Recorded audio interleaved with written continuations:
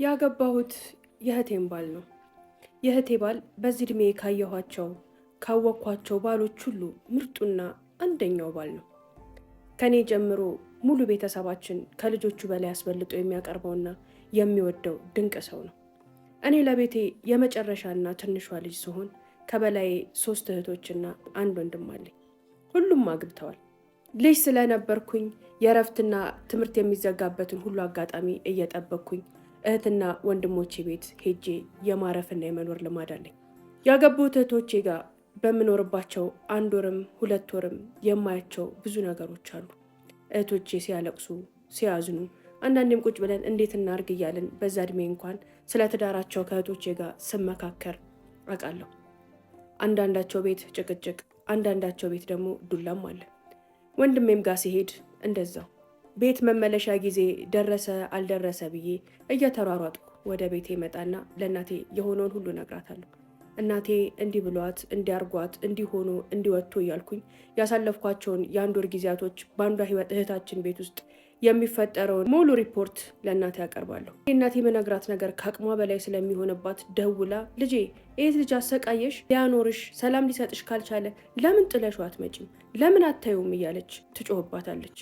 ከእናቴ ይህን ሲሰሙ እህቶቼ ነገሩ አልፎ ቀኑ ሄዶ ብዙ ነገሮች ከሆኑ በኋላ ስለሚሆን ምንድነው እማዬ፣ እኛ እኮ በጣም ደህና ነን፣ ምን ተፈጥሮ ነው? ምን ሆነሽ ነው? እያሉ ይጠይቋታል። ያኔን ጭርጭር ንድድ እላለሁ። ከእናቴ ስልኳን እቀማትና አንቺ ማትረቢ፣ ድሮም ይሄን ማትረቢነትሽን አይቶ ነው ቤተሰብሽን ታሰድቢያለሽ። ባለፈ እንዲያልመታሽም እንዲያልሰደበሽም እንዲያላደረገሽም እያልኩኝ ስድብ አረጋቸዋለሁ። ያኔም እህቶቼ ድንግጥ ይሉና አረ አሁን እኮ አልፏል፣ እኛ ሰላም ፈጥረናል፣ ሁሉ ነገር ተስተካክሏል፣ ከዛ በኋላ እኮ እንዲያርጎልኛል፣ ይቅርታ ጠይቆኛል፣ ማሚ አንቺ አትጨነቂ አልፏል ብለው እናቴን ያጽናኗታል። እኔንም አንቺ ወረኛ ምን ሆነሽ ነው ሄደሽ ለእሷ የምትነግሪያት? ያኔ የተደረገውን ነገር ለእሷ ትነግሪያለሽ ምናምን እያሉ ይቆጡኛል። እኔ ግን ማትረቡ ደካማነታቸውን አይቶ ነው ወንዶቹ እንደሚጫወቱባችሁ ይበሏችሁ ብዬ መልሼ እናደዳለሁ። በዛ ሰዓት የሆነ እርምጃ ቢወስዱ የሆነ ነገር ቢያደርጉ ምኞቴ ያ ነው። እናቴም በልጆቿ ቀልድ አታውቅም። ለልጆቿ በጣም ስስና የዋህ ናት። አንገቷን ድረስ ትሰጣለች። ማንም እንዲያንገላታችሁ አይደለም የሰጠዋችሁ። ጨዋ ሚስት እስከሆናችሁ ድረስ ማንም ዝንባችሁን እሺ ማለት አይችልም። ማይመችሽ ነገር ካለ ምንም ነገር እንዳትፈሪ፣ ምንም ነገር እንዳትጨነቂ፣ ወደ ቤትሽ ተመለሺ ብላ እህቶቼን ታበረታታቸዋለች። እሺ ብለው ይዘጉታል። እንደዛ ሲሆን እኔ መርሳት ያልቻልኩትን እንዴት ረሱት? እኔ እንደዚህ አንጨረጨረልኝን ያሳበደኝን ነገር እህቶቼ በቀላሉ ትተውት ህይወታቸውን ኖርማል አድርገው ኖረው እኔ እንኳን ስናገር አንቺ ወረኛ ያስገባል እንዴት እደርሳለሁ እያልኩኝ እገረም ነበር። እህቶቼ ጋር ብቻ አልነበረም ችግሩ። ወንድሜም ጋር ሲሄድ ጭቅጭቅና ለመግባባት ነበር። ወንድሜ ቤት ውስጥ በሚኖረው ጭቅጭቅና ለመግባባት መወቅሰው ሚስቱን፣ እህቶቼ ቤት ደግሞ በነበረው አለመግባባትና ድብድብም መወቅሰው ባሎቻቸውን። አሁን ሲገባኝ ለካ የስጋ ነገር ሆኖብኝ ነው እንጂ እውነተኛ ፈራጅና ፍትሃዊ ሆኜ አይደለም። አንዳቸው ወገን ነበርኩኝና አንድ ወገን ላይ ብቻ ፈርጄ አንድ ወገንን ጠልቼ ነበር ወደ ቤት የምመጣው። ቤትም መጥቼ የምናገረውና ሳይድ የሚይዘው የማጎላው ስለ አንዱ ወገን ብቻ ነበር፣ የኔ ዘመድ ስላሉ ነው። በእህቶቼ ቤት ባሎቻቸውን፣ በወንድሜ ቤት ደግሞ ሚስታቸውን። ትዳር ውስጥ ግን በዳይና ተበዳይ ብቻ አይደለም ያለው። ሁለቱም በዳይ፣ ሁለቱም ተበዳይ ናቸው። ሁለቱም ማጥፊ፣ ሁለቱም ደግሞ የሚጠፋባቸው ሰዎች ናቸው። ያንዱ ቢያመዝንም የብቸኛ ጥፋት የሚባል ነገር ግን እንደሌለ የገባኝ አሁን ነው። የሁሉም የባሰው ግን የወንድሜ ነበር። በአንድ ወቅት ወንድሜ ጋር እንደዚሁ ለረፍት ሄጄ ከሚስቱ ጋር ሲጨቃጨቁ እባክሽ አንቺ ወንድሜን አጨቅጭቂው፣ ከሰውነት ተራ ወጣሹ፣ ወንድሜ እኮ እናቴ ቤት ሲኖር በክብር ጠብር ግፍ ብለን እኛ እህቶቹም ሆንን እናቴ እንደ እንቁ ያዘችው ልጅ ምን እንዳስመሰልሹ ብዬ ሚስቱን ስድብ አደረኳት። ሀውለት እሳቱ ተቀጣጠለ፣ ቤቱ ጬሰ፣ በአንድ እግሩ ቆመ። ድሮም የተጣሉት እነሱ እኔ ለእሷ ይህን ስጨምርላት ማይታረቁ እስኪመስል ድረስ እርር ያለ ጸብ ውስጥ ገቡ። ያኔም አሉልም አላድርም ወደ ቤቴ ካልሄድኩኝ ብዬ ወንድሜን አንቄ ያዝኩት። ተረጋጊ ቢለኝ ምን ቢለኝ በፍጹም አልኩት። ለምን እንደሆነ አላውቅም፣ የወንድሜ ሚስት በጣም ነው ምጠላት። ድሮ ማለት ነው፣ አሁን አይደለም። በጣም ምጠላት ነበር። ሁሌ እንዲለያዩ እንዲፋቱ ነበር የምፈልገው። በቃ አትመቸኝም። ወንድማችን አንድ ብቸኛ ስለነበረ በጣም ነበር ምንሳሳለት፣ በጣምም ነው የምንወደው። እናቴ እሱ ሲያገባ ነበር ስቅስቅ ብላ ሰው የሞተባትን ያህል ያለቀሰችው። ከዛም ከአካባቢው አትርቅም ካጠገቤም አትርቅም ብላ ቤት አጠገቧ እንዲከራይ አድርጋ መኖር ጀመረ። ያኔም ጠዋት ማታ እሷን ሰላም ሳይል እሷን ሳይዘይር መውጣት አይችልም። ከዛ አልፎ ደግሞ ምግብህ እኔ ቤት ካልሆነ ብላ ሙጭጭ አለች። ይህ ነገር እየተደጋገመ ሲመጣ ሚስት ማኩረፍ ጀመረች። እኔ ቤት የማበስለው ምሰራው ለማን ነው? እናተ ጋር የምትቀለብ ከሆነ የኔ እናንተ ትዳር ምንድን ነው እያለች መነዝነዝ ስትጀምር እናቴን መጥቶ እናቴ እኔ እኮ ባለትዳር የሆንኩኝ ሰው ነኝ፣ ጎጆ ወጥቻለሁ። ስለዚህ ቢያንስ 2 ቀኑን አንቺ ጋር ሌላውን ቀን ደግሞ ቤቴ ከባለቤቴ ጋር እንመገባለን፣ ይህን ነገር ታይ ብሎ ለምኑ አሳመናት። እናቴ እሷ ናት የወጋችው ብላ ጥምድ አድርጋ ያዘቻት። በጣም ተናደደችባት። ያን ነገር እሺ ብላ ብትቀበለውም በየቀኑ ግን ቤቱ እየሄደች ልብሱ ታጥቧል፣ ሸሚዙ ለቋል፣ ካልሲ ውስጥ ቦታ ቦታ ይዟል እያለች ቤቱን ትጎበኛለች። የሰራችውን ድስት እየከፈተች ይሄን ምግብ እኮ አይወድም፣ ይሄን ምግብ እኮ አይበላም፣ በየቀኑ ይሄንን ነው የምታበዩ? ኧረ ተይ ልጄን አትጉጂብኝ፣ ልጄን አታሰቃይብኝ፣ ይሄን ተይና ይሄን ስሪ፣ ገንዘብ ከሌለሽ ጠይቅኝ እያለች ወጧን ትከታተል፣ ኪችኗን፣ ቁምሳጥኗን፣ ሳሎኗን ሁሉ ትቆጣጠር ጀመር። ወንዶች የሚገርመኝ እናታቸው ቤት ይሄን አልበላም አልወድም ያሉትን ምግብ ሚስታቸው ቤት ሲገቡ አጣጥመው ጥብስቅ አድርገው መብላታቸው ነው። ሚስትም ግራ ይገባታል። እሷ ስታቀርብለት ደስ ብሎት ጣፍጦት ጥርግ አድርጎ የሚበላው ምግብ እናት ትመጣና ይህን ምግብ እኮ አይወድም ለምን ሰራሽ ብላ ትጮህባታለች። በመሀል ሚስት ግራ ተጋባች። ምን እየሆነ ነው ያለው? እሱ ደግሞ እናቱ ቤት እያለ በአይኔም አታሳዩኝ ይለው የነበረው ምግብ እዛ ጥርግ ግምሽክ አድርጎ ነው የሚበላው። ይህን አልወድም ብሎ አያውቅም። አሁንም ሌላ ጸብ፣ ሌላ ጭቅጭቅ መጣ። ቤታቸው ከፍቅር ይልቅ ጸብ እየሞላበት ሲመጣ ወንድሜም ብልህ ነበርና ስራዬ ወደ አዲስ አበባ ሄዷል ብሎ እኛ የምንኖረው ናዝሬት አካባቢ ነው። በስራ ማሀኝቶ ከእናቴ ራቀ፣ ወደ አዲስ አበባ መጣ ትዳሩን ለማዳን ሲል። ያንዴም እኔ በሁለቱ መሀል የተፈጠረውን ጸብ እንደ ጥሩ አጋጣሚ አይቼ ይሄ ጸብ ሳይበርድ ለእናቴ እጄ ነግሬ ቤታቸውን ማበጣበጥ አለብኝ ብዬ እየከነፍኩ ወደ ቤቴ መጣሁ። እቤት ስመጣ ለእናቴ የሆነውን ሁሉ ነገርኳት። ሰደብኳት፣ ሰደበችኝ። እሱንም እንዲያለችው አሰቃየችው። ልጅሽ ከሰውነት ጎዳና ወጥቷል፣ ይቺን ሴት አንድ በያት ምናምን ብዬ በቃ ሁለት ብዙ ነገር አልኳት። በእርግጥ ልጅ ነበርኩ። እናቴም አበደች። በሱ የመጣባት ለሷ ገዳይዋ ነው። ወዲያው ስልኩን አንስታ ምንድነው ይቺ ልጅ የምታረግህ? ምንድን ነው የምትል? አሁኑኑ ፍታት፣ ከእኔ ትእዛዝ እንዳትወጣ። ድሮም አልወደድኳትም ነበር። እኔ እናንተን አቆራረጠችን። ከአጠገቤ እንዳትርቅ የምፈልገው የነበረውን ልጄን ባህር ማዶ ወሰደችብኝ። በወር አንዴ እንኳን አላይህም፣ ለካ ቀቅለሃለች እያለች እብድ ስትል ወንድሜ እናቴን ይቆጣት ጀመር። እናቴ በትዳሪ አትግቢ፣ እኔና እሷ ሰላም ነን፣ ጭራሽ የእሷን ወሬ ሰምተሽ በትዳሪ መግባት ጀመርሽ፣ እረፊ በቃ፣ በትዳሪ አትግቢ፣ እኛ ጥሩን ያለ ነው፣ ይሄ ባልና ሚስት ጉዳይ ነው ብሎ ወደ እናቴ ተገልብጦ እናቴን ይቆጣት ጀመር። ጸባቸው ሳይበርድ ሳይውል ሳያድር በዚህ ፍጥነት መጥቼ ያቃጠርኩት የሆነ ነገር እንዲፈጠር ነው ብዬ ያውለት ንድድ አልኩኝ። ያ ወንድሜን አከብረዋለሁ፣ እፈረዋለሁ፣ ምንም አላልኩኝም። እናቴም አንተ ልጅ ብላ እየተቆጣች እሪምቧ ስትል በቃ ረፊ፣ ትዳሪ ውስጥ አትግቢ፣ እንደ ማንኛውም ባልና ሚስት ጸብ ነው እናቴ፣ መጥቼ ደግሞ አይሻለው፣ ከዚህ በኋላ ይችን ልጅሽን ግን እንዳትልኪብኝ ብሎ ከዛ ቤት ድጋሚ እንዳልሄድ ተባረርኩኝ። ሌሎችም እህቶቼ ከዚህ በኋላ እኛ ጋር እንዳትመጣ ብለውኛል። ምክንያቱም እኔ እዛ ሄጄ በመጣው ቁጥር ለእናቴ የምነግራት ሁሉ ነገር እናቴ በባሎቻቸውና በሚስቶቻቸው ላይ ከፍተኛ ጥላቻ እንዲኖራትና ሁሌም ተጨናቂ እንድትሆን አድርጓት ነበር። እኔ አውቄ ሳላውቅ የሚያደረግኩት ነገር ነው። ለወንድሜ ደውላ ወንድሜና እናቴ የሚያደርጉትን ውይይት ሲሰማ የነበረው አባቴ ስልኩ ከተዘጋ በኋላ አንቺ ሴትዮ እንደው አርጅተሽም አትማሪም? የባልና የሚስት ጸብ እስካልጋ ነው ያልኩሽ ስንቴ ነው? የባልና የሚስት ጸብ እኮ እስካልጋ ነው አላት። ግራ ገባኝ። ምን ማለት ነው እስካልጋ? የቱንም ያህል ቢራኮቱ የኩንም ያህል ቢፋጩ አልጋ ላይ ሲወጡ ይረሱታል ማለት እንደሆነ የገባኝ አሁን ነበር። ከዚህ በኋላ ይቺም ልጅ ቤታቸው እንዳትሄድ፣ አንቺም እንደዚህ አይነት ወሬ እየሰማሽ ትዳራቸው መሀል እንዳትገቢ፣ ይኑሩ ታያቸው። በዚህ እድሜሽ እንዳላገባች ሕፃን ልጅሽ ሆነሽ እነሱ ህይወት ውስጥ እየገባሽ እንደዚህ መፈትፈት ምንድን ነው? ታያቸው በቃ ይኑሩበት ብሎ አባቴ በጣም ተቆጣ። ከዛ በኋላ እኔም በየቤቱ እየሄድኩኝ የተወሰነ ጊዜ ማሳልፈውን ምኖረውንም ነገር አቆምኩኝ። እቤቴ አገሬ መቀመጥ አይሆንልኝም። አብሶ የረፍት ሰዓት በሆነ ጊዜ በቃ መውጣት፣ የሆነ ቦታ መሄድ፣ የሆነ ቦታ መሄድ እወዳለሁ። ነገር ግን በዚህ ምክንያት እህቶቼም ሲሄድባቸው ደስ አይላቸውም። እኔም ባሎቻቸውን በጣም ስለምጠላቸው የወንድሜንም ሚስት በጣም ስለጠላኋት መሄዴን አቆምኩ። እያንዳንዱ ቤት ከባድ ችግርና ከባድ ጸብ፣ ብዙ ጸባዮችን፣ ብዙ አመሎችን፣ ብዙ አለመግባባቶችን አይቻለሁ። ምንም ጎኔ ወደ እህቶቼ ሆኖ ባዳላም፣ ነገር ግን ይችኛዋ እህቴ ስታገባ የእሷ ባል ይለያል። እሷ ጋር ለሳምንት ለ15 ቀን ሳይሆን ለወራት መክረም ጀመርኩኝ። የቀድሞ የእህቴ ባል አሁን ደግሞ የእኔ ባል የሆነው ሰው እህቴን በጣም ነበር የሚወዳት። እሷን የሚወድበት ልክ ሰውን የዚህን ያህል ሊወድ ይችላል እንዴ ብዬ እስክገረም እስክደነቅ ግራ እስኪገባኝ ድረስ ነበር እህቴን የሚወዳት። እሷ እንደውም ያን ያህልም አልነበረችም። ብዙም ብትወደውም እንደሱ ስፍስፍ ግብግብ የሚል ፍቅር ግን ነበራት ለማለት ይቸግረኛል። እህቴ ለእኔ በጣም ቅርቤ ነበረች።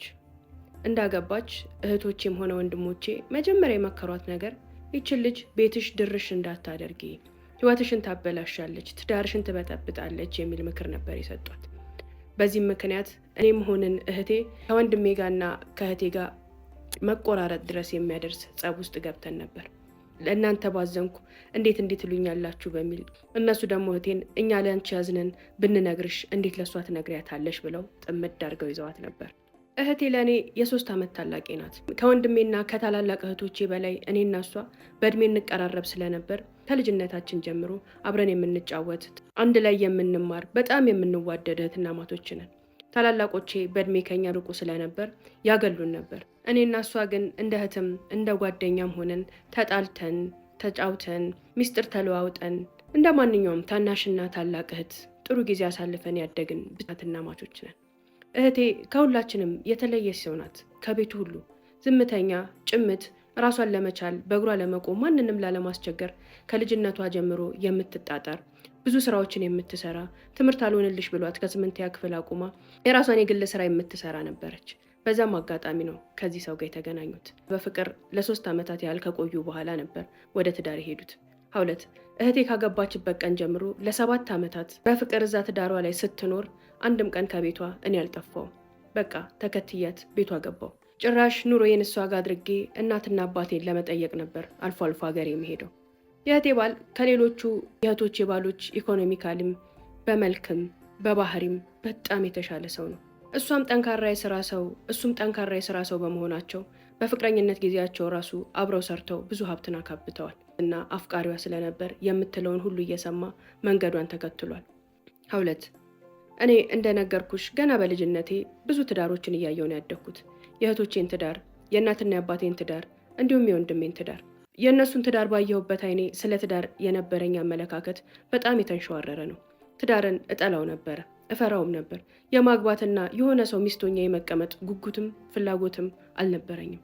የእህቴ ትዳር ግን ሙሉ አመለካከቴን የቀየረና ትዳር ለካ እንደዚህ ጣፋጭም እንደዚህ ምርጥም ነው ብዬ እንዳስብ ያደረገኝ፣ ለትዳር የሚሆነኝንም ሰው እንደ እህቴ ባል አይነት እንዲሆን ጸሎት እንዳደረግ ያደረገኝ ትዳር የእህቴ ትዳር ነው።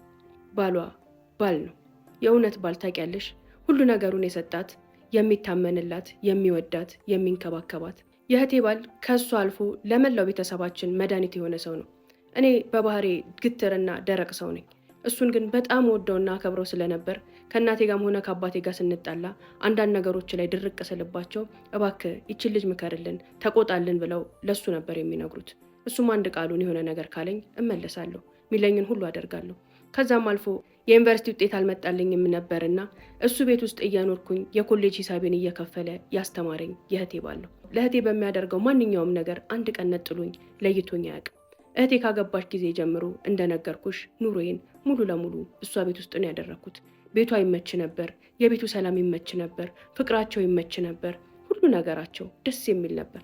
የእህቴን ባል በጣም እቀርበውና እወደው ስለነበር እሱ የሚያቀርበኝና እንደ ታናሽ እህቱ ይንከባከበኝ ስለነበር እዛ ቤት ውስጥ መኖር አልከበደኝም።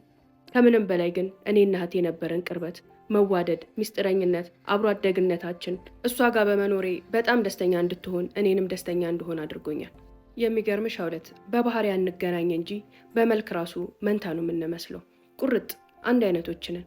በባህሪ ግን እሷ ገራገር፣ የዋህ፣ ልስልስ የስራ ሰው ስትሆን እኔ ደግሞ ድርቅ ያልኩኝ ላመንኩበት ነገር እስከ መጨረሻው ድረስ የሚሄድ እኔ ያልኩት ነገር እንዲሆን የፈለኩትን ነገር ለማግኘት የቱንም መስዋዕትነት የምከፍል እንደዚህ አይነት ሰው ነኝ። እሷ ደግሞ የሰዎችን ሞራልና የሰዎችን ስሜት ለመጠበቅ የራሷን ስሜት የምትገል ሴት ናት። እህቴ እንዳገባች ነበር ያረገዘችው። የመጀመሪያ እርግዝናዋ ቀላል አልነበረም። 9 ወሩን ሙሉ ያስመልሳትና ያማት ነበር። አብዛኛውን ጊዜ አልጋ ላይ ነበር የምታሳልፈው። በዚህም ሰዓት አንድ ቀን ከጎኗ ሳይርቅ እየደገፈ ስታስመልስ አፏን እያጠበ ደረቷን እየያዘ ጀርባዋን እያሸ 9 ወሩን ሙሉ አጠገባ የነበረ ሰው ነው። በተቻለው መጠን ሁሉ ጊዜያቶችን አመቻችቶ የረፍት ሰዓቶቹን እንደምንም አድርጎ አጠጋግቶ ቤት ውስጥ ከእህቴ ጋር ነበር የሚውለው። ምንም ነገር ከሚያስደስተው በላይ ከእህቴ ጋር መሆን፣ ከእሷ ጋር መውጣት፣ ከእሷ ጋር መግባት ያስደስተው ነበር። ብዙ ጊዜያቸውን የሚያሳልፉት በመዝናናት ወክ በማድረግ አብዛኛውን እራታቸውን ውጪ በመብላት ነበር እህቴና ባሏ። 2 ፍቅራቸው ይገርመኛል። እኔ እነዛ ቤቶች ውስጥ ስኖር ብዙ ጸቦችን፣ ብዙ ስድቦችን፣ ብዙ ጭቅጭቆችን አይቻለሁ። እነሱ ህይወት ውስጥ ግን ለ7 ዓመታት ስኖር አንድ ቀን ሲጣሉ፣ ሲገለማመጡ፣ ሲሰዳደቡ አይቻቸው አላውቅም። መካከላቸው የነበረው መከባበርና መተዛዘን እጅግ በጣም ይገርመኛል። አብሶ የባሏ እሷ እንዲከፋት አንድ ቀን እንኳን አዝና ሊያያት አይፈልግም ነበር። በእርግዝናዋ ሰዓት እሱ ከጎኗ ባይሆን ኖሮ ለእህቴ ያርግዝና በጣም ከባድ ነበር። ብዙ ስቃዮችን ያሳለፈችው 9 ወሩን ሙሉ አልጋ ላይ ማለት አስቢ። በዛ ጊዜ እኔም አጠገቧ በመሆኔ ደስተኛ ነበረች። ብዙ ነገሮችን አግዣታለሁ። ስራ ቦታዋ ላይ መገኘት ስላልቻለች ከትምህርቴ ጎን ለጎን ስራ ቦታዋን የምሸፍነው እኔ ነበርኩኝ። የመጀመሪያ ልጇን ወለደች። ይህ ልጅ ሲወለድ በእጄ የተቀበልኩት ከነደሙ ከነልፋጩ ያየሁት ያቀፍኩት እኔ ነኝ። በጣም አሟት ስለነበረ የመጀመሪያውንም ጡጦ አፍ ውስጥ ያደረግኩት እቅፍ ያደረግኩት እኔ ነኝ። ያን ሁሉ ስቃይ አልፋ ከወለደች በኋላ ግን ረዥም ጊዜ ሳይቆይ በ6 ወር ሁለተኛው ልጅ መጣ። ያ ደግሞ በጣም ከባድ ነበር። ሙሉ ለሙሉ ስራዋን አቆመች። ምክንያቱም እዚህ ጋር የ6 ወር ህፃን ልጅ፣ እዚህ ጋር ደግሞ እርግዝና፣ የመጀመሪያው እርግዝናዋ ላይ የነበረው ጉዳት ተደራርቦ እህቴን በጣም ጎዳት። ያኔም የስራውን ኃላፊነት እኔ ወስጄ ቤት ውስጥም የሚደረገውን ማንኛውንም ሰራተኞቹን፣ ቤቷን፣ ሁሉንም ነገር የማስተካከለው እኔ ነበርኩኝ። ከኔ በላይ ግን ከእህቴ አጠገብ የነበረው ባሏ ነው። የልጁን ዳይፐር በመቀየር ጡጦ በማጥባት ሌሊት ሲነሳና ሲበጠብጥ እሷ እንዳትነሳ እሷን አስተኝቶ ሙሉ ሌሊቱን ልጁን በመጠበቅና ልጁን በመንከባከብ የሚያሳልፈው ባሏ ነበር። እኔ እንኳን ልንከባከበው ነገ ጧት ስራ ነህ አንተ ሂድ ስለው አይ ይሄኔ ኃላፊነት ነው የኔ ግዴታ ነው፣ አንቺንም እሷንም አይመለከትም፣ እናንተ ተኙ ብሎ ጠዋት ስራ ሊሄድ ማታ ቆሞ ነበር የሚያድረው። እንደዚህ አይነት ባል አይቼ አላቅም። ከዚያ ውጪ እንቅልፍ እምቢ ይላትና ሰውነቷም በጣም ያብጥ ስለነበር ማታ ከስራ ሲገባ ሙቅ ውሃ ሙቆ እግሯን አጥቦ እግሯን አሽቶ ጀርባዋን አሽቶ እንቅልፍ እንዲወስዳት የሚያደርገው ሁሉ ጥረት ግርም ይለኝ ነበር። 2 እሱ ሰው ነበር፣ እሱ ባል ነበር። ሁሌም እሱን ሳይ እንደሱ አይነት ባል ይስጠኝ ዱአ አድርጊልኝ እህቴ እላታለሁ። እሷም የኔ አይነት ባል ለሁሉም ይስጥ፣ አዎ ላንቺም ቢሆን ይስጥሽ እያለች ዱአ ታደርግልኝ ነበር። የሆነው ሆነና ያን ሁሉ መከራና ስቃይ አልፋ ሁለተኛዋን ልጅ በሰላም ተገላገለች።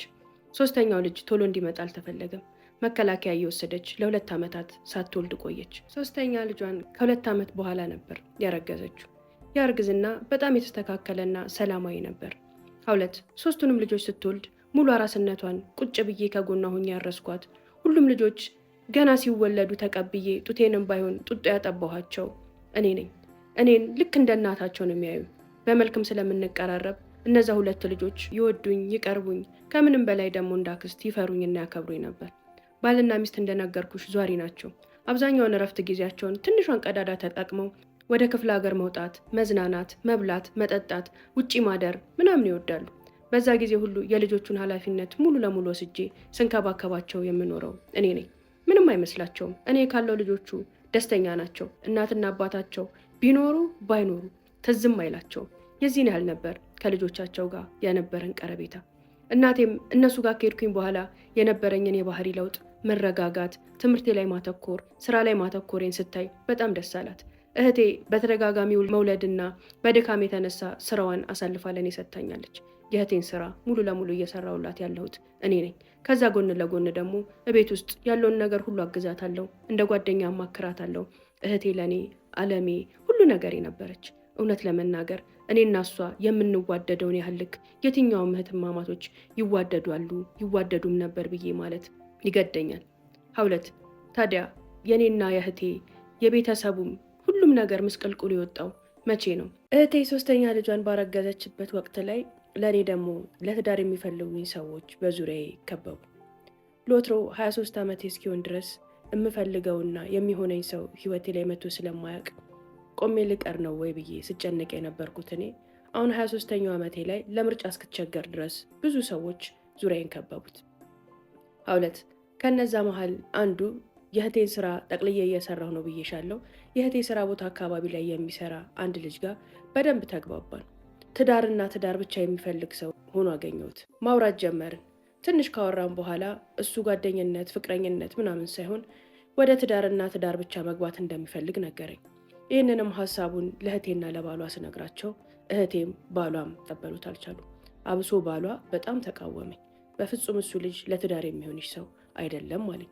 እኔ ደግሞ ለተወሰኑ ቀናቶችን አውርቼው ነበርና እንዲሁም ባለው አንዳንድ ነገሮች በስነ ምግባሩም ከቅርብ ርቀት ምንሰራ ሰዎች ስለሆንን ወድጄው ስለነበር ለምን ብዬ ተከራከርኩት። በመጨረሻ ያቀረበልኝ ሀሳብ ይህ ልጅ ከዚህ በፊት ለረዥም ዓመት አብረው የቆየች እጮኛ ነበረችው ታውቂ የለ ብሎ ሚስቱን ጠየቃት። አዎ ታዲያ ከእሷ ጋር የነበረውን ነገር በምን ቋጭቶ ነው ዛሬ 3 እና 4 ሳምንት እንኳን ባልሞላው ግንኙነት ወደ ትዳር የሚሯሯጠው አለን። ወደ ትዳር የሚሯሯጠው አለ። በምንም ይቋጩት በምን አሁን መለያየታቸው ነው እንጂ እኔን ከማግባቱ ጋር ወይሱ ከማግባቱ ጋር ምን የሚገናኝ ነገር አለ አልኩት። ይህኔ የእህቴ ባል ፈገግ ብሎ ይኸውልሽ እሷ ትታው ከሆነ አንቺን የሚያገባሽ ከእሷ ህመም ለመሸሽ ነው። ስለዚህ ማገገሚያ ነው የሚያደርግሽ። ዞሮ ዞሮ የሚጎዳሽ አንቺን ነው፣ ትጎጃለሽ። እሱ ትቷት ከሆነ ደግሞ ለሴት ልጅ ክብር የሌለው መጥፎ ሰው ነው ማለት ነው። ረዥም ጊዜ ጊዜዋን አቃጥሎባታል። ስለዚህ የሴትም ባለበት ለሴትም ቁብ የለውም፣ ጥሩ ሰው አይደለም፣ አይሆንሽም ማለት ነው አለኝ።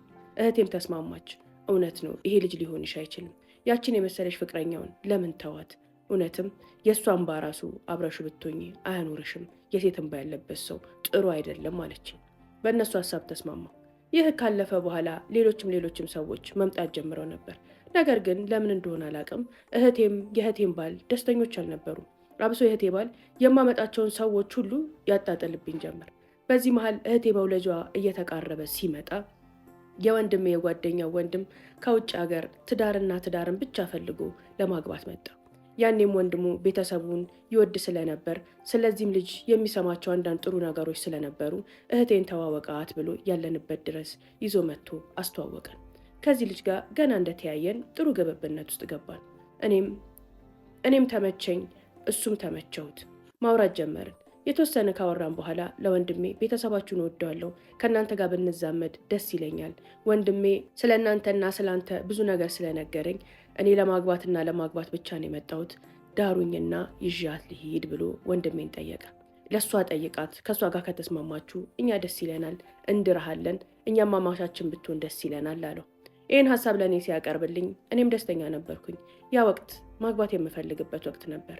እንደነገርኩሽ ቆሜ ልቀር ነው ወይ ብዬ ጭንቀት ውስጥ በገባው ሰዓት ነበር ይህን ሀሳብ ይዤ ወደ እህቴና ወደ እህቴ ባል መጣሁ። እሺ ተባለ። እህቴ ግን ብዙም ደስተኛ አልነበረችም። ያኔም እህቴ ላይ የነበረውን ቅሬታና ሀዘን ስመለከት ምን ሆነች ነው አልኳት። አይ ምንም፣ እንደው ከኔ መራቅሽ ይከብደኛል ብዬ ነው፣ አብሶ እንዲህ በሆንኩኝ ሰዓት ስትል፣ እንደዚህ ሆነሽማ ጥዬሽ አልሄድም፣ እስክትወልጂ ድረስ እጠብቃለሁ አልኩኝ። ይህን ስል በጣም ደስ አላቸው። አንቺ የመጨረሻው የቤቷ ልጅ ነሽ፣ እኔ ነኝ ቬሎሽን አልብሼ ድል ያለ ድግስ ደግሼ የምድርሽ። ስለዚህ እሱ አሁን ይዞሽ ለመሄድ ነው የመጣው፣ ያለውም ጊዜ አጭር ነው። በዚህ ነገር ይስማማ አላቅም። በዚህ ከተስማማ ግን ሚስቴ ከወለደች በኋላ ድል ያለ ድግስ ደግሰን እንደ መጨረሻ ልጅነትሽ ቬሎ አልብሰን ከቤት ትወጫለሽ፣ በዚህ አሳምኘው አለኝ። ይሄን ነገር ለልጁ ነገርኩት። ደስተኛ አልነበረም። በጣም ቅር አለው። እኔ መመላለስ አልችልም፣ እዚህም ያለኝ ጊዜ አጭር ነው፣ የመጣሁት አግብቼ ይዤሽ ለመሄድ ነው። ስለዚህ እዚህ በሆን ኖሮ ችግር አልነበረውም። ያሽ ስለሆንኩኝ ግን ይህን ነገር ተገንዝበሽ ትዳሩን መፈለጊው ከሆነ አሁን እናርገው አለኝ። ያኔም እንደነገርኩሽ ቆራጥ ነኝ። ኮስተር ብዬ በዚህ የምትስማማ ከሆነ ሽማግሌ ላክ፣ ቀጠሮ ይያዝና ኪዳን ተገባብተን ትሄዳለህ። ስትመጣ እኔም የመጀመሪያ ትዳሬ ነውና እንደ የትኛውም ወጣት ጥሩ ድግስና ቬሎ ለብሼ መዳርን ስለመፈልግ ሁሉን ነገር አዘጋጅቼ እጠብቅሃለሁ። በዚህ ማትስማማ ከሆነ ደግሞ ቻው አልኩት። አንዳንድ ቆራጥነት ጥሩ ነው። ይህ ልጅ እየተነጫነጨ ሄዶ እሱም አልስማማም አለኝ። እኔም አልስማማም ብዬው ከተለያየም በኋላ ውሎ አድሮ ግን ሀሳቡን ቀይሮ እሺ አለ። ደስ አለኝ። ለቤተሰብ ሽማግሌ ላከ። በተባለው መሰረት ለ3 ወር ቀጠሮ ተይዞ ቃል ኪዳን ተገባብተን እጮኛሞች ሆነን ተለያየን። ከኢትዮጵያ እስክሄድ በነበረው ጊዜ ውስጥ እየተገናኘን እየተደዋወልን ጥሩ የሚባል ጊዜ አሳለፍን። ከተማም ውስጥ ከከተማም ውጭ እየወጣን። ጥሩ ስነ ምግባር ያለው መልካም ሰው ነው። ልቤ ውስጥ ለመግባት ብዙም ጊዜ አልፈጀበትም። ወደድኩት፣ እሱም ወደደኝ። ቅርበታችን በጣም ጥልቅ ሆነ። እንደዛው ያልን እህቴ ቀጣይ ቤቷ ድግስ የሚደገስበት አራስም የሚታረስበት ቤት ስለሆነ ሙሉ ለሙሉ ቤቱ መታደስ አለበት አለች። እሺ ያልን። ሙሉ ቤቷን ቀለም አስቀብተን እንደ አዲስ አሳደስ ነው። እቃዎቿን ሁሉ ቀያየርን፣ ቂቤ ያነጠርን። ሀውለት ሰራተኞቹ እንዳያስቸግሯት ብዬ 10 ኪሎ ቡና ነው ቆልቼ ፈጭቼ ያስቀመጥኩላት። አራስ ቤት ታውቂዋለሽ፣ የሚገባው ለሚወጣው ሁሉ ቡና ይጣዳል። ያ እንኳን እንዳትቸገር ብዬ የሚያስፈልጓትን ሁሉ ነገር አሟላሁላት። ቤቱ አዲስ ሆነ፣ እቃው ሁሉ ነገር ተስተካከለ። እህቴ ከየትኛውም እርግዝና በላይ ይሄ እርግዝና ቀሏት ስለነበር የተዝናናውበት እርግዝናን ያጣጣምኩበት እርግዝና ይሄ እርግዝና ነው ትላለች። ደስተኛ ነበረች፣ ንቁ ነበረች፣ ጤናማ ነበረች። ያ እርግዝና በጣም ይለይ ነበረ። ሁለቱን ልጆቿን በከባድ ስቃይና መከራ ውስጥ ሆና 9 ወሮችን ስላሳለፈች በዚህ እርግዝናዋ ቀለል ካሉ ህመሞች ውጪ ምንም ስላልነበረባት እንደፈለገች እየበላች እንደፈለገች እየተንቀሳቀሰች እንደፈለገች እየሆነች ነበር 9 ወሩን ሙሉ ያሳለፈችው። በዛም በጣም ደስተኛ ነበረች፣ እኛም ደስተኛ ነበርን። በዚሁም ተጨምሮ የኔ ማግባት፣ ቤቷ ውስጥ መደገሷ፣ እኔን መዳሯ እጅግ በጣም አስደስቷታል። ከሷ መራራቃችን ሁለታችንም ልባችንን የሰበረና የሚያስጨንቅ ቢሆንም እሷም የምትወልድበት ቀን ደረሰ። እጮኛዬም የሚሄድበት ቀን ደርሶ ሸኘሁት። ሀውለት ቀኑ ደርሶ ምጧ መጥቶ ሐኪም ቤት ገባች። ምጧ በጣም ቀላል ነበረ። ሐኪም ቤት በገባን በ2 ሰዓት ውስጥ ነው ወልዳ በሰላም የወጣ ነው። ከሐኪም ቤት ወጥተን ልጃችንን ይዘን እቤት ገባን። ለመጀመሪያ ጊዜ ጡቷን ያጠባችው ልጇ ይሄ ልጇ ነው። ሁለቱ ልጆቿ ከወሊድ በኋላ በጣም ታማ ስለነበር ጡቷን አላጠባቻቸውም። ይህ ልጅ ግን ለመጀመሪያ ጊዜ የእናቱን ጡት አገኘ። እቤትም ከገባች በኋላ ምግብም ተመገበች፣ ምጠጣቸውንም ነገሮች ጠጣች። ልጇንም እስከ ማታ ድረስ እያጠባች ነበር። እናቴም መታ እኛ ጋር ነበርን። በጣም ደስ የሚል ቀን ነበረ። እኔ ሰርግ፣ ስለ ቬሎ፣ ስለ ሚዜዎች የዛ ዕለት እንኳን እያወራን ነበረ። ማን ነው ሚዜ የሚሆንሽ? ማን ነው የሚመጣው? የት ነው የሚደገሰው? ምን ያህል ሰው ነው የሚጠራው? ያወራን ነበረ። በጣም ንቁ ከመሆኗ የተነሳ ሀውለት ውሏችንን ውለን የሚጠይቃት ሰው መጥቶ ሄዶ ማታ 4 ሰዓት ላይ ግን እህቴ ሆዴን አለች። እናቴም ቁርጠት ነው ያው የራስ የተለመደ ነው እስኪ እያለች የባህል ነገሮችን ትሰጣት ጀመር። ነገር ግን እህቴ ትንሽ ከተንቆራጠጠች በኋላ እራሷን ስታ አጠገቧ የነበረው ባሏ እጅ ላይ ዝርግፍ አለች። በጣም ደነገጥን። ቤቱ ጩኸት ወጣ። እሪ ያልን። ጎረቤት ተሰበሰበ። ሀውለት በጣም ከባድ ነበር። አፋፍሰን ጎረቤት ጠርተን ባሏ እፍስፍስ አድርጎ ይዘን ወጣን። በጎረቤት መኪና እንደዛው እንዳቀፋት እኔም ልጇን ይዤ እናቴም ሙሉ ቤተሰቡ ተክተልትሎ ሆስፒታል ሄድን። ሆስፒታል ስንደርስ ነርሶቹ፣ ዶክተሮቹ እኛን ወደ ጎን አድርገው መረባረብ ጀመሩ። ከ2 ሰዓት በኋላ ግን ህይወቷን ማትረፍ እንዳልቻሉ ነገሩ። እህቴ አለፈች። ያ ህመም ሀውለት በጣም ከባድ ነበር። ለሁላችንም ዱብዳ ነበር። በቅጽበት ውስጥ ከደስታ ወደ ሐዘን ወደ ድንጋጤ ተቀየረ ሁሉም ነገር። ሀውለት የእህቴ ሞት የመላው ቤተሰቡን ህይወት ምስቅልቅሉን ያወጣው፣ ድንጋጤያችንም ቅጽበታዊ ስለነበረ ሁላችንም ራሳችንን የሳትን ያህል የሆነ ቦታ ላይ ቆመን የቀረን ያህል ድንዝዝ ያልንበት ነበር። ማንም ሊያምን አልቻለም። አብሶ ባሏ መሞቷን አምኖ መቀበል አልቻለም። እሱን ማረጋጋት፣ እሱ እውነታውን እንዲቀበልና ቀጥ ብሎ እንዲቆም ለማድረግ መጣሩ ከባድ ነበር። ለሁላችንም ከባድ ነበር። ስለ ሞት በቅርበት ሞት የነካው ሰው ካልሆነ ማንም ቢያወራ ስሜቱን አያውቀው። አራሷ እህቴ ልጇን ጥላ ቤቷን ጥላ ሞተች። እናረሳታለን ብለን ያዘጋጀነው ቡናውም በጉም ሁሉም ነገር እንግዳዋን ሸኘንባት። ማንም ቤተሰብ የእሷን ሞት አምኖ መቀበል ተረጋግቶ ሐዘኑን ማዘን አልቻለም። የልብ ውስጥ ድንጋይ ነው የሆነችብን። ማልቀስ እንኳን አልቻልንም። አብሶ እኔ ባሏ ከባድ ነው። ሁሉም ስሜቱን የራሱን ነው የሚያውቀው። እሷ ከሞተች በኋላ 2 ወር ሞላና የእኔ ሰርግ ሊሆን ሆነ። እጮኛዬ ከውጭ ሀገር እኔን ለመውሰድ መጣ። ሀውለት እህቴ ከባሏ ጋር ሊዝናኑ እንኳን ሲወጡ ልጆቼን ብላ አታውቅም። ልጆችሽን አደራ ነበር የምትለኝ። እጮኛዬ በሐዘኔ ከጎኔ ነበር። በቀን 3-4 እየደወለ እያጽናናኝ የሚያስፈልግ ነገር ካለ ብሎ በገንዘቡም እየላከ ኢትዮጵያ እስኪመጣ ድረስ ካጠገቤ አልተለየም። የእህቴ ባል መረጋጋት ከራሱ ጋር መሆን ስላልቻለ ስራውንም ማካሄድ አልቻለም።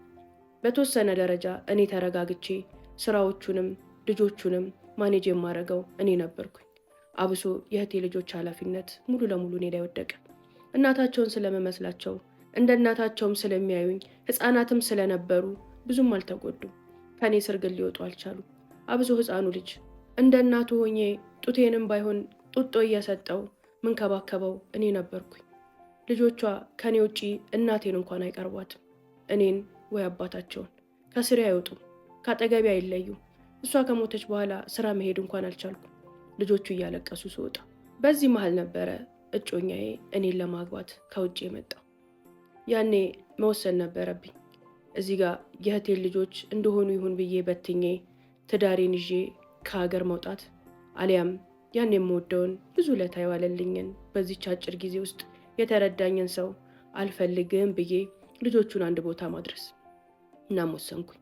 እናቴ ልጆቹን እኔ እንከባከባለሁ፣ ትንሽ ጊዜ ነው ይለምዱኛል፣ አባታቸውም ወደ ራሱ ይመለሳል፣ ጥሩ አባት ነው፣ ለልጆቹ አያንስም፣ ይሄ ላንቺ ትልቅ እድል ነው፣ ትዳርሽ ነው፣ ስለዚህ ትዳርሽን ህይወትሽን አታበላሺ ምታይ ብትለኝ እምቢ አልኩኝ። መጣ። ያለውን ነገር አስረዳሁት። የእህቶቼ ልጆች ናቸው፣ እኔ ስርስር እያሉ እንደ እናታቸው አይተውኝ ያደጉ፣ ዛሬ ደግሞ እናታቸውን ያጡ ምስኪኖች ናቸው። እባክህ ይቅር በለኝ፣ እነሱን ትቼ መሄድ አልችልም፣ ወይ አባታቸውም ወደ ራሱ እስኪመለስ ለአንድ ዓመት እንኳን ጠብቀኝ፣ ካልሆነ ደግሞ ተወኝ አልኩት። ጮኛዬ ለመነኝ፣ አስለመነኝ፣ ማድረግ ያለበትን ሁሉ አደረገ። ሊያሳምነኝ ሞከረ። ልጆቹን ጥዬ ስለመሄድ ሳስብ እህቴን መክዳት ራስ ወዳድም መሆን መሰለኝ። በፍጹም አልኩት። እጮኛዬ አንድ ዓመት ሊጠብቀኝ ተስማምቶ ጥሎኝ ሄደ። ሀውለት የእህቴን ልጆች ኃላፊነት ሙሉ ለሙሉ እኔ ወስጄ አሳድጋቸው ጀመር።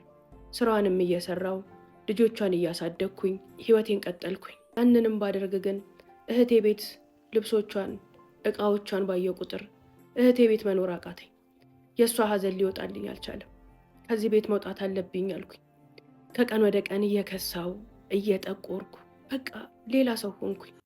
በመሃል ባሏን አናገርኩት። እዚህ ቤት ውስጥ የእህቴን ሀዘን መቋቋም አልቻልኩም፣ ልጆቹንም ጥዬ መሄድ አልችልም፣ በዚሁ መጠን ያለ ሌላ ቤት ተከራይ፣ ይህን ቤት አከራዩ አልኩት። ምናልባት ይህ ነገር ለእኔም ጥሩ ሊሆን ይችላል ብሎ ያን ቤት አከራይተን ሌላ ቦታ ተከራይተን ወጣን። ቤት ውስጥ ሰው አይጠፋም፣ የእሱ እህቶች፣ የእኛም ቤተሰቦች። እሷ ከሞተች በኋላ ቤታችን ሰው ጠፍቶ አያውቅም። ምክንያቱም ስራም ስለሙል ልጆቹን እኔ በሌለው ሰዓት የሚንከባከባቸው ሰው ስለሚያስፈልግ ቤታችን በሰው የተሞላ ነው። ያን ቤት ከለቀቅነው በኋላ ባሏም ትንሽ ማሻሻል አሳየ። ወደ ራሱ እየተመለሰ ከሀዘኑንም እየቀነሰ ትንሽ ማውራት፣ ከቤተሰብ ጋር ተቀላቅሎ ቡና መጠጣት ጀመረ። እስከ ዛሬ ድረስ ግን ልጆቹን ይስማል፣ መኝታ ቤቱ ይገባል፣ ይቆልፋል፣ ይተኛል። ልጆቹን እንኳን አጠገብ ሆኖ መላፋት፣ ማጫወት፣ ፀጉራቸውን ማሸት አልቻለም ነበር። ያን ቤት ከለቀቅነው በኋላ ግን ልጆቹን መዝናኛ ይዞ መሄድ፣ አብሯቸው መጫወት፣ ማብላት፣ ማጠብ፣ ልብሳቸውን መቀየር፣ ስራ በሌለው ሰዓት ድሮ ያደርገው እንደነበር ወደ ቤቱ እየመጣ ልጆቹን መንከባከብ፣ በተወሰነ ደረጃ ወደ ራሱ ተመለሰ። አመቱም እየሞላ መጣ። እኔም ሀዘኑ፣ የስራ ጫናው፣ የልጆቹ ኃላፊነት፣ ያለ ዕድሜ የተቀበልኩት ብዙ ነገር እያጎበጠ መጣ። አባታቸው ወደ ራሱ አቀል እየተመለሰ መሆኑን ሳስብ እጮኛዬን አሁንና መጋባት እንችላለን ብዬ ደወልኩለት። እጮኛዬን በጣም ደስ አለው። ነገሮችን አስተካክሎ አመቻችቶ እንደሚመጣ ቃል ገባልኝ። ይህንን ሲሰሙ ግን መጀመሪያ ሂጂ አግቢ እኛ አለን ሲሉኝ የነበሩ ቤተሰቦቼ ሁሉ ቅር ተሰኙ። እናቴ ሳትቀር ለወትሮ ሂጂ እኔ ያለው ስትለኝ የነበረችው አሁን ግን ግንኙነታችሁና ቅርበታችሁ እኮ እንዲህ አልመሰለኝም ነበር። አንቺን ካጡ ሰው አይሆኑም፣ ልጄንም አጣው፣ የልጅ ልጆቼንም አጣለሁ። ባክሽ ያንቺ እድል ሀገርሽም ላይ የትም አይሄድም፣ እነዚህን ህፃናት ትተሽብኝ አትሂጂ፣ ይጎዱብሻል አለች። እኔ ግን አልቻልኩም። እናቴ ለልጆቹ ከኔ በላይ የሚወዳቸው ከኔ በላይ የሚያዝንላቸው አባት አላቸው። እኔም በቃኝ፣ ይህን ሁሉ ስቃይ መቋቋም አልቻልኩም፣ የራሴን ህይወት ልኑር፣ ተውኝ አልኩኝ። እኔ እሱን ከጠራሁና ናና አግባኝ ብዬ አግብቼ ልሄድ መሆኑ ከታወቀ ጊዜ ጀምሮ ቤታችን እህታችን የሞተችን ቀን ያህል ለቅሶ ሆነ። ባለቤቷ ምንም አላለም። የሆነ ቀን እጮኛዬ ሊመጣ አካባቢ ጠጋልኩና ቅርታ ምንም አላልክም፣ በዚህ ነገር ላይ ልሄድ ነው ምን ትላለህ አልኩት። አትሂጂ ካልኩሽ ራስ ወዳድነት ነው፣ ሂጂም ካልኩሽ ልጆቼ ላይ ጨካኝ መሆን ነው። ውሳኔው ያንቺ ነው። እንደፈለግሽ አድርጊ፣ ያንቺ ህይወት ነው አለኝ። እኔ ግን ሀውለት ማንም ምንም ቢል መቆየት አልፈለግኩም። መቆየት አልቻልኩም። ህመሜ፣ ስቃዬ ከቀን ወደ ቀን እየባሰብኝ መጣ። ራሴን እያጣው መጣው። መወሰን ነበረብኝ። ልጆቻቸው ዕጣ ፈንታቸው ነው፣ እኔም ዕጣ ፈንታዬን ነው። በቃ መሄድ አለብኝ ብዬ ወሰንኩኝ። እጮኛዬ ነገሮችን አመቻችቶ መጣ። መጀመሪያውኑ ቀለበት አድርገን ስለነበረ ግርግርም ሁካታም ምንም አልፈልግም። ማንም ሳያይ ማንም ሳይሰማ ቀን ሳትፈጅ ይዘኝ ሄድ አልኩት። እስክንሄድ ድረስ ባሉት ሳምንታቶች ለደቂቃ እንኳን ከእህቶቼ ልጆች ሳልለይ አብሬያቸው አሳለፍኩኝ። የሚሄድ ቀን ሀውለት ማንንም ቻው ማለት አልቻልኩም። ማንንም አልተሰናበትኩም። ሌላው ቀርቶ እናቴን መሰናበት ፈራሁኝ። ብሰናበታቸው ብስማቸው ቻው ብላቸው እንደ መቀራቃለሁ። ያንንም ፈርቼ ምንም ሳልል ልክ ሱቅ እንደተላከ ሰው ትንሽዬ ሻንጤን አንጠልጥዬ ተከትዬው ሄድኩኝ። እጮኛ የሚኖረው ኖርዌይ ነበር። እዛ ከደረስኩኝ በኋላ ደውዬ ሄጃለሁ ደርሻለሁ ስል ሁሉም ሰው አበደ። እናቴ አብሶ ወይ ልንተያይ ወይ ላንተያይ፣ ሩቅ አገር ስትሄጂ እንዴትም ቻው እንኳን አትይኝም፣ ምን አይነቷ ጨካኝ ነሽ፣ እንዴት ነው እንደዚህ የደነደንሽው እያለች እሪ አለች። ግን በቃ መሰናበትን አልቻልኩም። ዝም ብዬ አንገቴን ደፍቼ መውጣት ነበር የፈለግኩት። አደረግኩት። እዛ ሀገር እንደደረስኩ ሀገሩ በረዶዋማ፣ ቀዝቃዛ፣ ብርዳማ ነው። ለሀዘን ይመቻል። ድባቡ ሁሉ የሀዘን ነው፣ የብቸኝነት ነው። ከገባሁኝ ቀን ጀምሮ ሀዘኔን አጧጥፌ ቀጠልኩት። ባሌ ጠዋት ስራ ሄዳል። እኔ በሬን ዘግቼ የሚያቀኝ የለ የሚያባብለኝ የለ። ብርድ ልብሴን ተከናንቤ እሳቱ ዳር ላይ ቁጭ ብዬ እየዬን አስነካው ጀመር። ባለቤቴ ሲመጣ አይኔ አባብጦ ፊቴ ቀላልቶ ኩርምት እንዳልኩኝ ያገኘኛል። ልክ እሱ እንደመጣ ስልኩን ተቀብዬ ልጆቹ ጋር ደውላለሁ። እነሱን እያናገርኩኝ ራሴን መቆጣጠር እስኪያቅተኝ ስቅስቅ እያልኩ አለቅሳለሁ። ይህ ነገር ለ1 ወር ቀጠለ። ለባለቤቴ ሚስት ልሆንለት አልቻልኩም። አጋር ልሆንለት አልቻልኩም። ሀዘኔን ጠቅልዬ ይዤበት ቤቱ መጣ።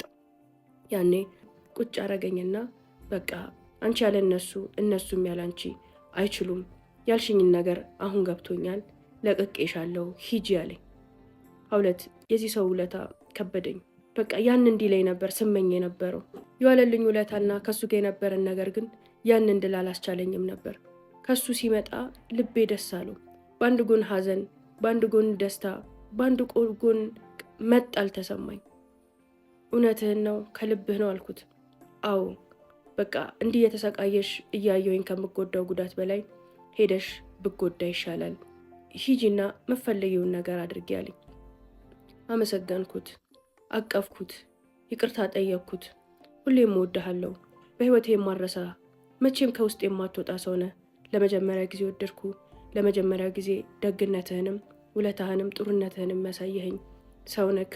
ምናልባት እነዚህ ልጆች ቦታ ደርሰው ትልቅ ሰው ሆነው መገናኘት ከቻልን እስከዛ ጠብቀኝ አልልህምና እንገናኛለን፣ ካልሆነ ግን አመሰግንሃለሁ አልኩኝ። አመጣጤም እንዳካሄዴ ነበር። ሀውለት ስሄድ ዝም ጭጭ ብዬ ቻው ምናምን ብዬ እንዳልሄድኩት ስመጣም ልመጣ ነው እንዲህ ነው እንደዛ ነው አላልኩም። የሆነ ቀን ብቻ ቤት ውስጥ ከልጆቹ ጋር ተገኙ። መሬት ቆፍሬ የወጣው ከሰማይ የወረድኩ የተወለድኩ እንደዛ ነበር የሚመስለው። እኛ ቤት ውስጥ እሷን ካጣን በኋላ ደስታ የሚምጣ ሀዘን የሚምጣ ምንም አይነት ነገር ሲመጣ የምንቀበለው በንባ ነው። በቃ ሁሉንም ኤቨንት የእሷን ሀዘን ማስታወሻ ማልቀሻ እናደርገዋለን። ቤት ውስጥ ተለቀሰ፣ ምን ተባለ፣ እናቴ በጣም ደስ አላት። ብቻ የሆነ መሬት ቆፍሬ የወጣውን የመሰላት ልታምን አልቻለችም። የእህቴን ባል ቢሆን እንደዛ ሲደሰት እንደዛ ሲሆን አይቼው አላቅም። አባቴም ጭምር በጣም ደስ አላቸው በመምጣቴ። በዚህ ነገር ትንሽ ቅር የተሰኙት እህቴና ወንድሞቼ ነበሩ። ህይወቷን ታበላሻለች፣ እድሜዋን ታጣለች፣ ልጅነቷን ታጣለች ብሎ ወንድሜ ይሰጋ ነበር። እህቶቼም ጭምር ጭክነ ብዬ ትዳሬን ይዤ እዛው ብቀመጥ ደስ ይላቸው ነበር። ልጆቹም ያድጋሉ ይለምዱታል፣ አንቺ ግን ህይወትሽን ማባከን የለብሽም እያሉ ነበር የመከሩኝ። ታዲያ ስመጣ ግን ልጆቹን ሳያቸው እንኳን ተመለስኩ እንኳን መጣው አንዳቸው አንድ ነገር ቢሆኑ ቢሞቱ ቢታመሙ አዝን ነበር እስክል ድረስ ተጎሰቋቁለው ነበር። ምግብ በኔ እጅ እንጂ መብላትን ስላለመዱ እምቢ ብለዋቸው ነበር። ህፃኑ ልጅ ብቻ ነበር ደህና የነበረው፣ እናቴ ትንከባከበው ስለነበር። ሀውለት ህይወት ቀጠለ። እጮኛዬ ለ1 ዓመት ለ2 ዓመት ያህል ከሆነ የምትቆዩና ልጆቹ የምታሳድጊው ልጠብቅሽ የሚል ሀሳብ ነበረው። እኔ ግን በቃ ከዚህ በኋላ ወደዚህ ወደዛ እያልኩ ያንተንም ልብ ያንተንም ህይወት ማንጠልጠል አልፈልግም፣ ተወኝ፣ ልቀቀኝ፣ ፍታኝ አልኩት። የተወሰነ ካንገራገረ በኋላ ፈታኝ። ከተሰማ በኋላ የእህቴ ባል ቤተሰቦች እና የእኔ ቤተሰቦች ተሰባስበው እነዚህ ሁለት ሰዎች ይጋቡ፣ ለልጆቹ ከሷ በላይ እናት ሊሆን የሚችል ማንም አይመጣም፣ ለሱም ቢሆን ሌላ ሴት አግባ ቢባል በእጄ አይልም፣ እንዲሁ ቆሞ ነው የሚቀረው። ማንም ባዳ መጥቶ በእንጀራ እናት እጅ ልጆቹ ከሚሰቃዩ ይኸው በአክስታቸው እጅ ላይ ሆነው እንዲሁ እንደተንከባከበቻቸው ይደጉ። እሷም እድሏን አበላሽታለች፣ ህይወቷን አበላሽታለች፣ ትዳር ትያዝ ብለው ተወያይተው ተስማምተው እኛ ጋር መጣ ይሄ ሀሳብ።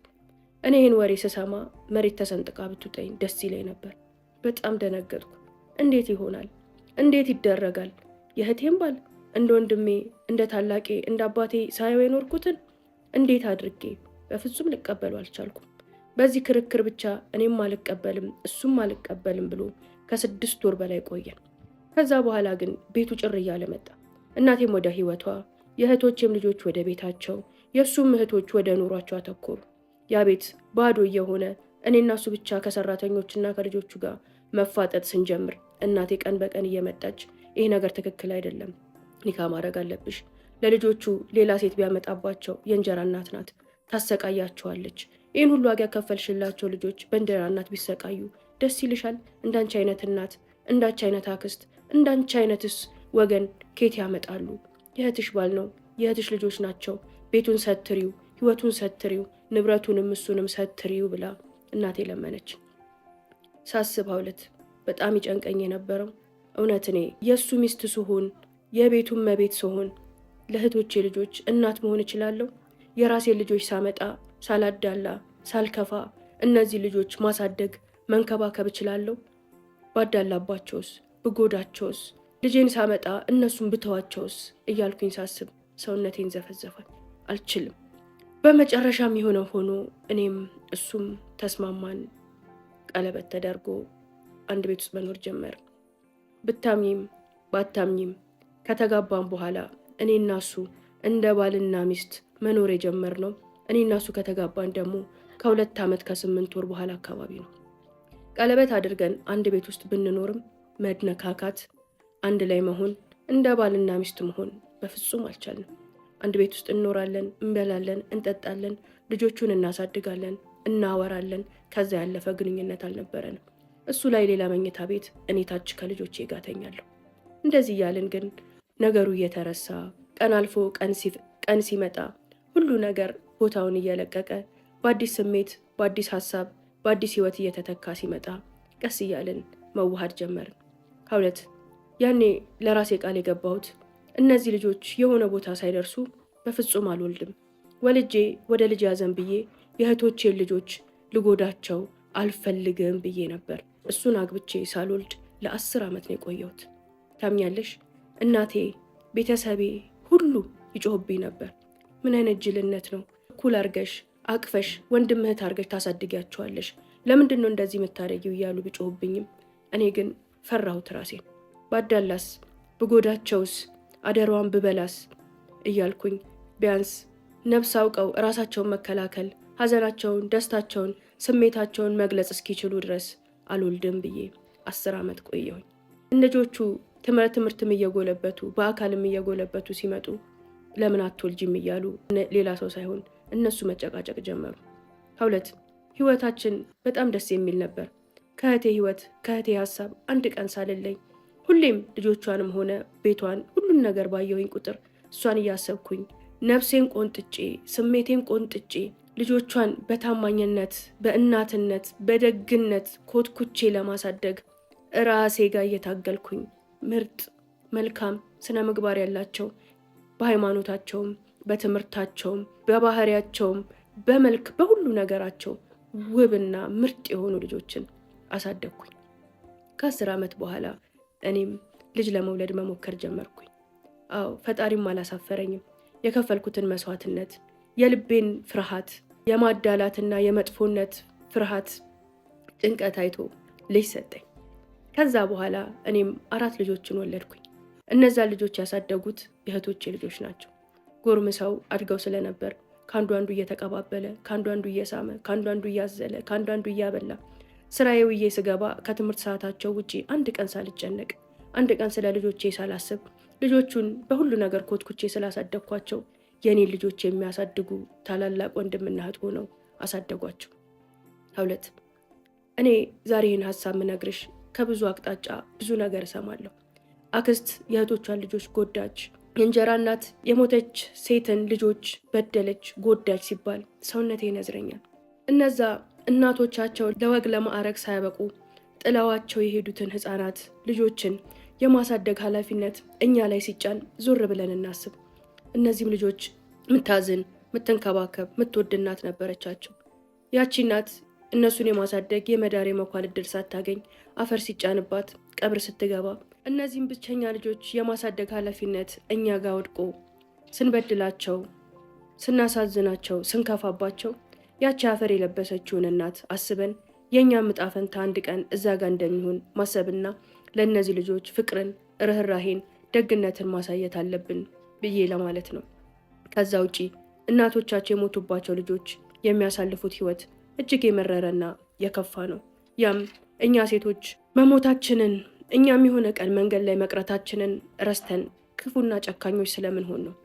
ምናልባት ይሄ ታሪክ ነግበኔ ብለን በስሮቻችን ያሉ የቲም ልጆችን የምናሳድግ እናቶችም ሆነን አባቶች ለነሱ ደግና መልካም ለመሆን ነፍሳችንን ራሳችንን እንድንመረምር እንድናስተካክል ከረዳ ብዬ ነው።